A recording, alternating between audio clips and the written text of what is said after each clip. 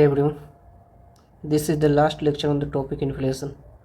और इसमें हम लोग क्या करने वाले हैं, क्वेश्चन करने वाले हैं। देखेंगे कि डिफरेंट एग्जाम में किस टाइप के क्वेश्चन आया है। आपको क्या करना है, पर क्वेश्चन को खुद से ट्राई करना है, उसके बाद सोल्यूशन देखनी है। तो बिना टाइम वेस्ट किए स्टार्ट करते हैं।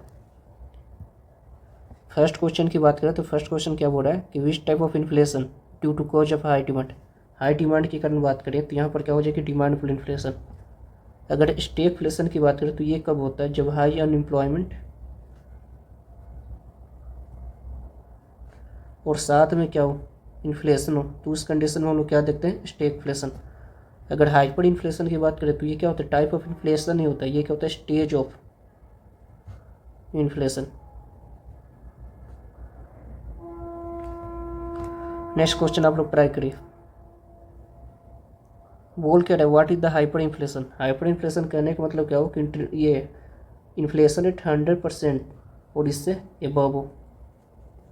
इसका कहने का मतलब क्या, एक्सट्रीमली हाई इन्फ्लेशन हो गया। अगला क्वेश्चन की ओर चलते हैं। पोल कह रहा है कि स्टेगफ्लेशन रेफर्स टू। स्टेगफ्लेशन में क्या होता है, high inflation with high unemployment. Fourth क्या बोला है, क्रीपिंग इन्फ्लेशन। तो क्रीपिंग इन्फ्लेशन कहने का मतलब क्या होता है, जब इन्फ्लेशन रेट 0% टू 3% हो। कौन सी होगी, वेरी लो इन्फ्लेशन। फिफ्थ आप लोग ट्राई करो। बोल क्या रहा है कि डिसइन्फ्लेशन में, इसको हम लोग समझते हैं। मान लो कि क्या है कि अभी आपके पास 100 रुपये हैं, इसकी प्राइस इंक्रीज करके कितना हो गया, 120 हो गया। कोई भी गुड्स है जिसकी दाम क्या अभी 100 रुपीज़ है, उसकी प्राइस इंक्रीज करके फिर 120 हो गया, और 120 के बाद क्या हुआ, फिर 116 हो गया। अगर इनिशियल कंडीशन की बात करें तो यहाँ पर क्या हो रहा है, प्लस की 20% हो रहा है। यहाँ पर बात करें तो यहाँ पर क्या हो रहा है, प्लस की 60% हो रहा है। अगर दोनों को हम लोग कंपेयर करिए तो क्या हो रहा है, माइनस की यहाँ पर तो 4% हो रहा है, बट क्या हो रहा है, प्लस में ही है। तो decrease in inflation rate, but क्या है, पॉजिटिव है। यही अगर हम इस कमोडिटीज की प्राइस की बात करें, 100 से अगर 96 आ गया तो माइनस के कितना हुआ, 4%। तो ये निगेटिव हो गया। तो निगेटिव होने पर इसको हम लोग क्या बोलते हैं, डिफ्लेशन। और ये पॉजिटिव है, पॉजिटिव डिक्रीजमेंट है, तो इसको हम लोग क्या बोलेंगे, डिसइन्फ्लेशन।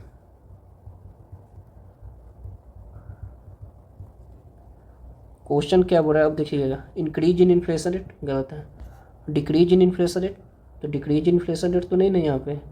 डिक्रीज इन्फ्लेशन रेट करने का तो क्या होगा कि पॉजिटिव भी होगा, निगेटिव भी होगा, बट यहाँ पर वो क्या है, पॉजिटिव हो रहा था। Decrease in inflation rate still positive. क्या बोल रहा है कि which inflation occur due to the rise in the import price like the world. तो इम्पोर्ट प्राइस के कारण क्या होता है, इम्पोर्टेड इन्फ्लेशन होता है। और इसके कारण क्या होता है कि जो डोमेस्टिक करेंसी होती है उसकी वैल्यू डिक्रीज हो जाती है, माइंड में रखिएगा। नेक्स्ट क्या बोल रहा है कि an increase in consumer price index, CPI को इंक्रीज करे तो उसका मतलब क्या है, सीपीआई को इंक्रीज करोगे तो क्या होगा, यहाँ पे increase in the general price level. फिर क्या हो रहा है, which inflation cause by the excessive growth of money supply. अब excessive growth of money supply होगा तो मार्केट में क्या होगी, गुड्स की डिमांड ज़्यादा होगी। और जब गुड्स की डिमांड ज़्यादा होगी, इसका कहने का मतलब क्या हुआ, डिमांडफुल इन्फ्लेशन हो गया।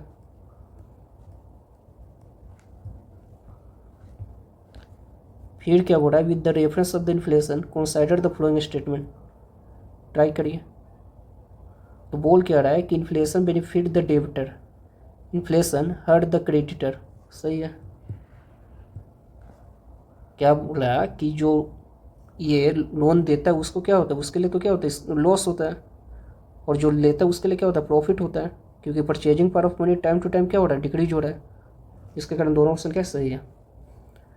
नेक्स्ट क्या बढ़ा है, consider the flowing statement, CPI include service और WPI does not include service. सही बात है। सीपीआई में क्या होता है, हम लोग देखा था कि गुड्स और सर्विस दोनों आती हैं।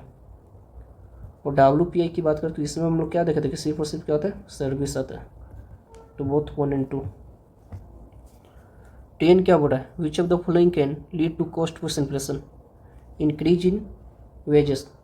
मार्केट में क्या होगी, मनी सर्कुलेशन ज़्यादा, डिमांड ज़्यादा। तो डिमांड ज़्यादा तो हो गया, तो यहाँ पर क्या हो गया, कॉस्ट पुश इन्फ्लेशन हो गया। फिर क्या बोल रहा है कि increase in the crude oil price. Crude oil price को इंक्रीज कर दोगे तो उसके कारण भी क्या होगा, क्रूड ऑयल से क्या होगा, प्रोडक्शन होगी। जब पेट्रोल वट्रोल जो भी बनेगा क्रूड ऑयल से बनेगा, रिफाइनरी ये सब। जिसके कहने का मतलब क्या हुआ कि रॉ मटेरियल की प्राइस हम लोग क्या करें, इंक्रीज कर दे रहे हैं। जब आप रॉ मटेरियल की प्राइस इंक्रीज कर दोगे तो फाइनल गुड की भी प्राइस क्या हो जाएगी, इंक्रीज हो गई। इसके कहने का मतलब क्या होगा, कॉस्ट प्लस इन्फ्लेशन होगा। फिर क्या बोला है कि depreciation of the currency, cost plus inflation क्यों होता है, क्योंकि डिप्रिसिएशन ऑफ द करेंसी होता है। बताइए, ये भी सही है। मान के चलो कि पहले रुपये एक में जो थे वो कितने डॉलर के बराबर थे, 63 के बराबर। अब बात करें हम लोग क्या बोल रहे हैं कि जो रुपये एक है वो किसके बराबर है, 50 डॉलर के बराबर है। तो यहाँ पे क्या हुआ, इसकी वैल्यू तो डिक्रीज कर गई as compare to dollar, rupees की value as compare to dollar क्या हो रहा है, यहाँ पर डिक्रीज कर रहा है। तो जो इम्पोर्ट होगा क्रूड ऑयल, इसकी प्राइस क्या होगी, भारत में तो इंक्रीज कर जाएगी। जब भारत में इंक्रीज करेगी तो क्या होगा, हम लोग के पास जो प्रोडक्शन होगा इसकी भी प्राइस क्या होगी, इंक्रीज हो गया। इसका कहने का मतलब ये हुआ कि पहले अगर हम लोग 100 रुपये में 1 लीटर ले रहे थे, अब वो 100 रुपये में 1 लीटर हम लोग नहीं ले पाएंगे, उसके लिए क्या करना पड़ेगा, 105 110 देना पड़ेगा। इसका कहने का मतलब क्या हुआ, करेंसी में डिप्रिसिएशन हो गया। तो इसका कहने का मतलब 1 2 3 तीनों होगा। फिर क्या बोल रहा है, which one of the following is not cause inflation, inflation के कारण क्या नहीं होता है, increase in money supply, inflation के कारण होता है क्या, नहीं होता है। फिर बोल के रहा है increase in the aggregate demand, और फिर क्या बोल रहा है, increase in the tax rate, increase in the aggregate demand तो ये तो करेगा ही। इंक्रीज इन मनी सप्लाई की बात करें तो ये भी क्या करेगा, इन्फ्लेशन करेगा ही। इंक्रीज इन टैक्स रेट की बात करें तो ये नहीं करेगा। सप्लाई स्टोरेज की बात करें तो ये भी क्या करेगा, इन्फ्लेशन करेगा।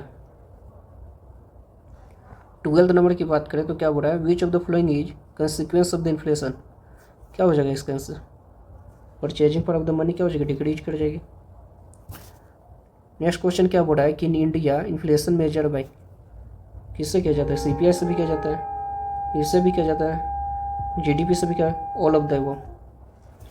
14 नंबर क्वेश्चन क्या बोल रहा है कि कंज्यूमर प्राइस इंडेक्स 2020 में इतना था और सीपीआई इन 2021 बिकम द इतना, तो पूछ कह रहा है कि ग्रोथ रेट बताइए। ट्राई करिए।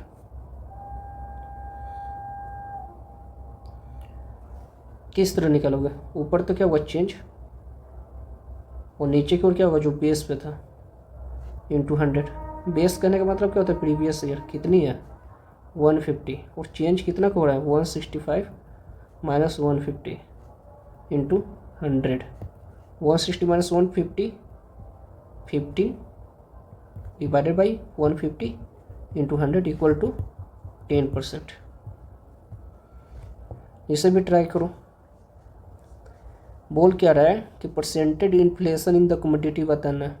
निकाल लो यहाँ पे 202 कितना हो गया 230, 200 पे कितना बढ़ गया 30 बढ़ गया था 200 अपर 30 इंटू 100 टू 50%। क्या बोल रहा है, CPI increase from 135 to 162 in the 1 year, calculate the inflation rate. निकालिए कितना इन्फ्लेशन रेट, 135 से कितने की इंक्रीजमेंट हो रहा है 162 माइनस 135 इंटू 100, माइनस करोगे कितना हो गया 12 माइनस 5 7 और 5 माइनस 3 2 और 27 से कितनी टाइम मिलेगी 5 टाइम में, तो इकट का कितना है 20% आया। अगला क्या हो रहा है, इफ़ इन्फ्लेशन इज द 60% और nominal income increase by the 10%, इसका कहने का मतलब क्या हुआ कि रियल इनकम में इन्फ्लेशन ऐड किए तो क्या हुआ, नॉमिनल दिया।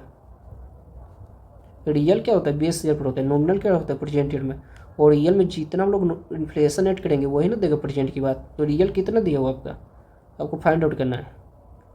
इन्फ्लेशन कितना दिया हुआ 6% दिया हुआ है, नॉमिनल कितना दिया हुआ है 10% हो गया। इसका कहने का मतलब कि रियल कितना था आपकी 4%। फिर क्या बोला है, if the general price level increase by the 50% the value of the money, जब प्राइस की लेवल इंक्रीज करेगी तो नॉर्मल सी बात है कि मनी की वैल्यू क्या होगी, डिक्रीज करेगी। अगर ये 50% इंक्रीज कर रहा है तो 50% मनी की वैल्यू क्या हो जाएगी, डिक्रीज कर जाएगी। फिर क्या बोल रहा है, which one is the true about the GDP deflator, आप लोग ट्राई करो।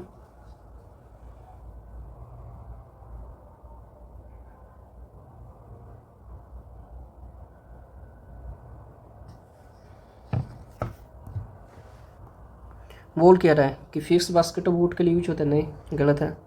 प्राइमरी सेक्टर को कवर करता है, ये भी गलत है। ये पब्लिश करता है वीकली, ये भी गलत है। इसमें तो बेस ये लेकर ही चलते हैं। इसका कहने का मतलब क्या होता है, डोमेस्टिकली सर्विस को सबको ये इंक्लूड करता है। फिर क्या बोल रहा है, which of the following is the most likely to cause imported inflation in the India. अभी देखें कि जब इम्पोर्ट इन्फ्लेशन होगा तो इसमें क्या होता है, करेंसी की डिप्रिसिएशन हो जाएगी, जो इंडियन रुपीज होती है उसकी डिप्रिसिएशन हो जाएगी। तो ये हो गया। 21 क्या पूछ रहा है, demand pull inflation cause by. पहली को हम लोग समझते हैं, पहला क्या बोल रहा है कि increase in the money supply. तो मनी सप्लाई इंक्रीज करोगे, मनी ज़्यादा ज़्यादा मार्केट में, जब मार्केट में मनी ज़्यादा गया तो डिमांड ज़्यादा हुआ, डिमांड ज़्यादा तो डिमांड साइड इन्फ्लेशन हो गया। Increase in the government expenditure, ये भी सही है। मानो चलो कि सरकार ने क्या किया कि हॉस्पिटल खोल दिया, अब इस हॉस्पिटल से क्या होगा, जॉब प्रोवाइड होगा। जॉब प्रोवाइड के कारण क्या होगा, उनको सैलरी मिलेगी, जो भी वहाँ के वर्कर्स हैं।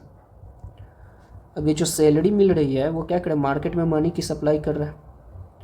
अब जब मार्केट में मनी की सप्लाई कर रहा है, फिर डिमांड क्या होगा, फिर डिमांड इंक्रीज करो, फिर डिमांड इंक्रीज करने के कारण क्या होगा, डिमांड फुल इन्फ्लेशन हो गया। फिर क्या बोला, increase in the tax rate.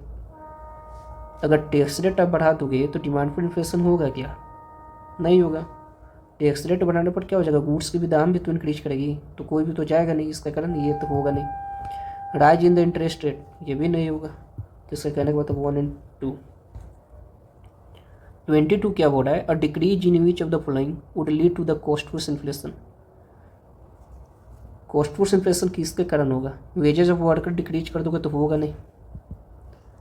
Interest rate आप क्या कर रहे हो कि डिक्रीज कर रहे हो, तो उससे क्या होगा, क्या इंटरेस्ट रेट आप डिक्रीज कर दोगे तो उससे क्या कॉस्ट पुश इन्फ्लेशन होगा क्या। तो आप क्या बोलोगे कि नहीं होगा, तो यहाँ पर क्या होगा तो समझिएगा। जब आप क्या बोलो कि इंटरेस्ट रेट हम लोग क्या करें, डिक्रीज कर दें, तो क्या हो जाएगा, लोन चीपर हो जाएगा। जब आप इंटरेस्ट रेट डिक्रीज कर दोगे, लोन क्या होगा, चीपर हो गया। इसका कहने का मतलब क्या हुआ कि बहुत सारे लोग क्या करेंगे, फिर मनी बोरोइंग करेंगे। इसके कारण क्या हुआ, मनी की फिर सप्लाई इंक्रीज हुआ, मनी की सप्लाई इंक्रीज तो डिमांड इंक्रीज हुआ, डिमांड इंक्रीज तो क्या होगा, डिमांड फुल हो गया। पर यूनिट प्रोडक्शन कॉस्ट, ये भी नहीं करेगा। प्रोडक्शन ऑफ गुड्स आप क्या करो, डिक्रीज कर दो, तो यहाँ पर नॉर्मल से बात है, कॉस्ट ऑफ इन्फ्लेशन इंक्रीज कर जाएगा। 23 क्या बोल रहा है, which of the following statement about the inflation in India is the correct. बोल कह रहा है कि WPI पब्लिश बाई RBI, बताओ ये सही है, तब बोलोगे गलत है।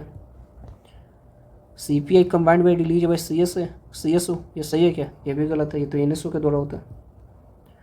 WPI इंक्लूड द सर्विसेज, ये सही है, ये भी गलत है। ये सही है कि CPI क्या करता है, मेजर करता है डिटेल इन्फ्लेशन को। Headline inflation refers to, headline inflation क्या होता है, कंबाइन होता है। कंबाइन CPI को ही हम लोग क्या बोल सकते हैं, हेडलाइन इन्फ्लेशन। इसका कहने का मतलब क्या कि A to Z कमोडिटीज को ये क्या करता है, इंक्लूड करता है। 25 की बात करें तो क्या बोल रहा है कि स्टेगफ्लेशन। स्टेगफ्लेशन में क्या होता है, हाई अनएम्प्लॉयमेंट और हाई इन्फ्लेशन। तो कहाँ पे ऑप्शन, यहाँ पे मार लो। 26 क्या बोल रहा है, wholesale inflation WPI। Core inflation exclude which of the following. अब कोर इन्फ्लेशन किसको एक्सक्लूड करता है, जो वोलेटाइल नेचर की गुड्स हो। वोलेटाइल गुड्स कहने का मतलब क्या हुआ कि जो नेचर पर डिपेंड करता हो, कि क्लाइमेट में थोड़ी सी भी चेंज हुआ तो उसकी प्रोडक्शन में क्या हो जाए, अप एंड डाउन देखने को मिले, तो क्या हो गया, फूड एंड फ्यूल। 28 की बात करें तो क्या बोल रहा है, consider the following about the wholesale price index, it measure wholesale inflation. ये तो सही है। WPI क्या करता है, होलसेल इन्फ्लेशन करता है, सर्विस इसमें नहीं होता है, गुड्स लेते हैं। बोल के रहा है कि it include the service like education and health, ये तो गलत हो गया, ये सही है। तो सिर्फ 1 सही हो गया आपका। और इसको क्या करते हैं, मंथली वीकली बेसिस पर हम लोग क्या करते हैं, कैलकुलेट करते हैं, मंथली और वीकली। और बेस ईयर इसकी क्या होती है, तो माइंड में रखेगा 2011 to 12। फिर क्या बोल रहा है कि डिमांड पुल इन्फ्लेशन में occur due to, demand pull inflation किसके कारण होगा, बात वही है कि जब मनी सप्लाई इंक्रीज करेगा तो डिमांड होगी, डिमांड होने के कारण क्या होगा, demand pull inflation. Increase in the government expenditure की बात करें, यहाँ पर एक्सपेंडिचर की स्पेलिंग गलत है, तो गवर्नमेंट एक्सपेंडिचर इंक्रीज करेगा तो जॉब क्रिएट होगा, और जॉब क्रिएट होने के कारण क्या होगी, सैलरी आएगी, और सैलरी आने के कारण क्या होगी, मनी सप्लाई होगी मार्केट में, फिर मनी सप्लाई, फिर डिमांड, फिर क्या हुआ, डिमांडफुल इन्फ्लेशन। फिर क्या बढ़ा, increase in the tax rate, ये तो होगा नहीं, टैक्स की रेट बढ़ाओ या कुछ भी करो उससे तो होने वाला है नहीं, इसका मतलब ए एंड बी ऑप्शन हो जाएगा। 30 की बात करें तो क्या बोला, इम्पोर्टेड इन्फ्लेशन में rise due to depreciation of the domestic currency, सही बात है। Rise in the global price commodity, सही बात है।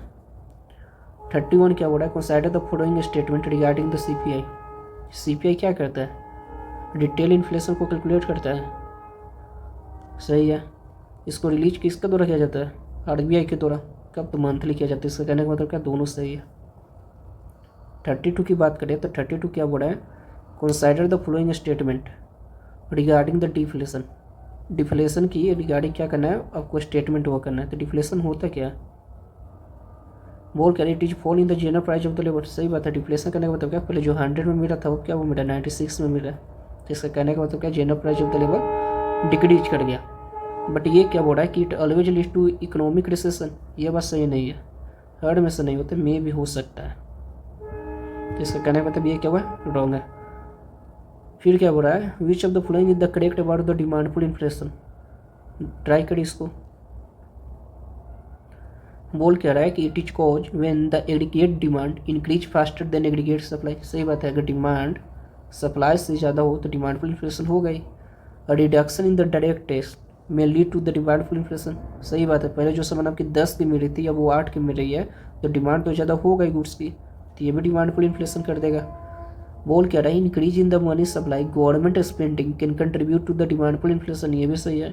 गवर्नमेंट की जब एक्सपेंडिचर इंक्रीज करेगा तो जॉब क्रिएट होगा, जॉब क्रिएट होने के कारण क्या होगा, सैलरी और वेजेस मिलेगी, और वर्कर्स को जब सैलरी वेजेस मिलेगी तो मनी की सप्लाई होगी मार्केट में, और जब मनी की मार्केट में सप्लाई होगी फिर डिमांड इंक्रीज करेगा, डिमांड इंक्रीज करने के कारण क्या होगा, फिर डिमांडफुल इन्फ्लेशन हो जाएगा।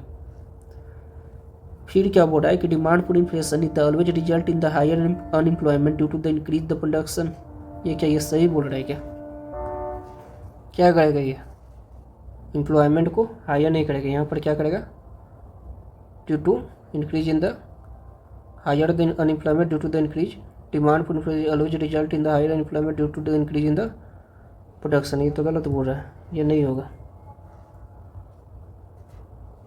फिर क्या बोल रहा है, consider the following statement regarding the CPI। बोल करें CPI the release monthly by the NSO, ये तो सही है। CPI consider the price change of the fix basket of the good and the service consume by the house hold, ये भी सही है, ये भी सही है। RBI के द्वारा यूज किया जाता है, ये भी सही है। और इसमें क्या हो जाएगा, हायर नहीं करता, ये क्या कर देगा, लोअर कर देगा। क्यों कर देगा, जब डिमांड ज़्यादा होगा, हायर डिमांड, तो इसका कहने का मतलब क्या होगा, प्रोडक्शन तो मोर होगा, और जब प्रोडक्शन मोर होगा तो मोर हायरिंग, फर्म क्या करेंगे, वर्कर्स को ज़्यादा रखेंगे, जब वर्कर्स को ज़्यादा रखेंगे तो लोअर अनएम्प्लॉयमेंट, इसकी ये होगी। तो यहाँ पर आपकी क्या हुआ, इन्फ्लेशन चैप्टर कंप्लीट हुआ। अब कल की क्लास में देखेंगे कि हम लोग इन्फ्लेशन को कंट्रोल किस तरह करते हैं। आज के लिए इतना ही।